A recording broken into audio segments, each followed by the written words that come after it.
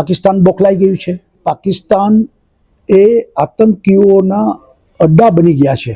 Operation સિંદૂર ભારત સરકારે નરેન્દ્રભાઈના નેતૃત્વ નીચે સેનાએ જે મોટું પરાક્રમ કર્યું કે દુનિયાની સૌથી મોટી એર સ્ટ્રાઇક આપણી સેનાએ સફળતાપૂર્વક પૂરી કરી. પાકિસ્તાન બોખલાઈ ગયું છે અને પાકિસ્તાન એ આતંકીઓના અડ્ડા બની ગયા છે. એ રીતે આખી દુનિયામાં એક્સપોઝ થઈ ગયું છે. અને શરમની વાત તો એ છે કે પાકિસ્તાને આ આતંકીઓના જનાજા એના લશ્કરના લોકોએ જે રીતે એને માન આપ્યા, જે રીતે એના સરકારના મંત્રીઓ આ જનાજામાં સાથે રહ્યા, એ જ દેખાડે છે કે પાકિસ્તાન જ આતંકીઓના આકા છે. પરંતુ ભારત સરકારે, મોદીજીએ નિર્ણય કર્યો છે કે આતંકીઓનો સંપૂર્ણ સફાયો કરવો છે. અને ત્યારે કદાચ પરિસ્થિતિ વધુ આગળ યુદ્ધની બને તો દેશે તૈયાર રહેવું પડે. યુદ્ધ સેના લડે છે. સેનાનો જુસ્સો વધારવો એ જનતાની જવાબદારી છે. સેનાની સાથે સમગ્ર દેશ છે. 140 કરોડની જનતા એની સાથે છે. આ આપણે એ પ્રકારનો રાષ્ટ્રવાદ, એ રાષ્ટ્રભક્તિ ઊભી કરવી પડે. સાથે સાથે સરહદી ગામો, સરહદી જિલ્લાઓ, એને બધું સાવચેત રહેવું પડે.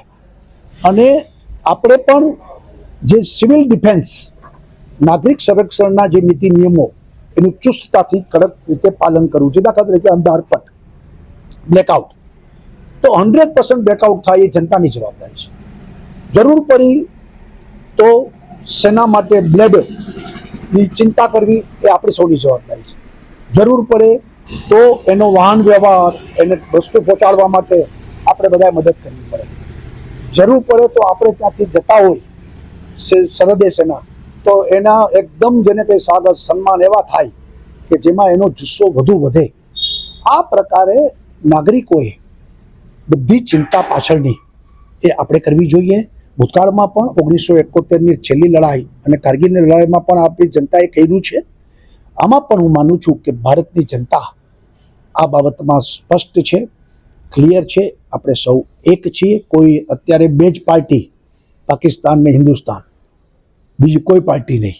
આપણે ત્યાં બે જ સામેની લડાઈ છે. બાકી બધા આપણે એક છીએ. બધા ધર્મ, જાતિ બધા એક છીએ. બધું ભૂલી અને ભારત આ જંગ જીતે એના માટે જ આપણે બધાની લક્ષ્ય બનવું જોઈએ અને એ માટે કટિબદ્ધ બનવું જોઈએ. અમારી તમામ માહિતીથી અપડેટેડ રહેવા માટે જોડાયેલા રહો ત્રિશુલ ન્યૂઝ સાથે.